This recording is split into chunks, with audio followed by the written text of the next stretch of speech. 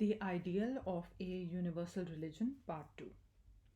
Is there any mythological similarity? Is there any mythological harmony? Any universal mythology accepted by all religions? Certainly not. All religions have their own mythology, only each of them says, "My stories are not mere myths." Let us try to understand the question by illustration. I simply mean to illustrate, I do not mean criticism of any religion. The Christian believes that God took the shape of a dove and came down to earth. To him, this is history and not mythology. The Hindus believe that God is manifested in the cow. Christians say that to believe so is mere mythology and not history, that it is superstition. The Jews think that if an image be made in the form of a box or a chest with an angel on either side, then it may be placed in the Holy of Holies. It is sacred to Jehovah. But if the image be made in the form of a beautiful man or woman, they say this is a horrible idol, break it down. This is our unity in mythology. If a man stands up and says, "My prophet did such and such a wonderful thing," other will say that is only superstition. But at the same time, they say that their own prophet did still more wonderful things, which they hold to be historical. Nobody in the world, as far as I have seen, is able to make out the fine distinction between history and mythology as it exists in the brains of these persons. All these stories, to whatever religion they may belong, are really mythological, mixed up occasionally, it may be, with a little history. Next come the rituals. One section has one particular form of ritual and thinks that that is holy, while the rituals of another section are simply arrant superstition. If one section worships a peculiar sort of symbol, another section says, "Oh, it is horrible." Take, for instance, a general form of symbol. The phallus symbol is certainly a sexual symbol, but gradually that aspect of it has been forgotten and it stands now as a symbol of the Creator. Those nations which have this as their symbol never think of it as the phallus. It is just a symbol and there it ends. But a man from another race or creed sees in it nothing but the phallus and begins to condemn it.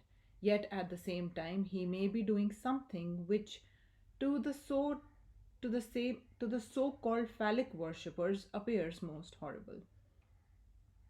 Let me take 2 points for illustration: the phallus symbol and the sacrament of the Christians. To the Christians, the phallus is horrible. To the Hindus, the Christian sacrament is horrible.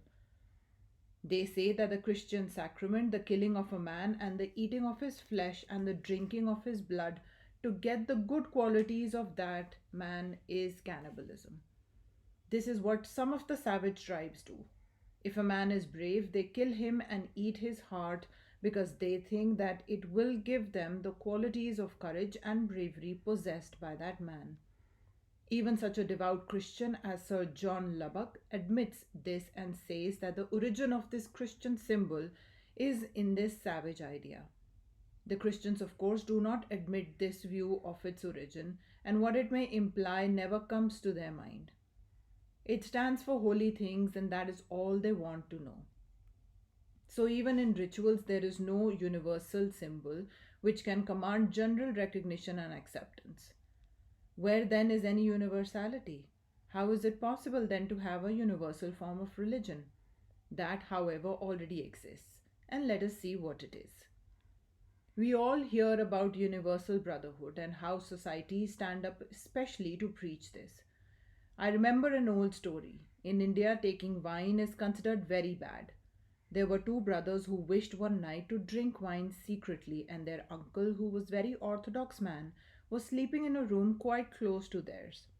So before they began to drink, they said to each other, "We must be very silent or uncle will wake up."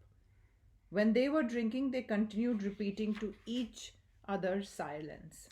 Uncle will wake up," each trying to shout the other down. And as the shouting increased, the uncle woke up, came into the room, and discovered the whole thing. Now we all shout like these drunken men: universal brotherhood. We are all equal, therefore let us make a section. As soon as you make a section, you protest against equality, and equality is no more. Mohammedans talk of universal brotherhood, but what comes out of this in reality? Why anybody who's not a Mohammedan will not be admitted into the brotherhood? He will more likely have his throat cut. Christians talk of universal brotherhood, but anyone who's not a Christian must go to that place where he will be eternally barbecued. And so we go on in this world in our search after universal brotherhood and equality. When you hear such talk in the world, I would ask you to be a little reticent, to take care of yourself, for behind all this talk is often the intensest selfishness. In the winter, sometimes a thundercloud comes up, it roars and roars, but it does not rain. But in the rainy season, the clouds speak not, but deludes the world with water. So, those who are really workers and really feel at heart the universal brotherhood of man do not talk much, do not make little sections for universal brotherhood, but their actions, their movements, their whole life show out clearly that they in truth possess the feeling of brotherhood for mankind, that they have love and sympathy for all. They do not speak, they do, and they live. This world is full of blustering talk.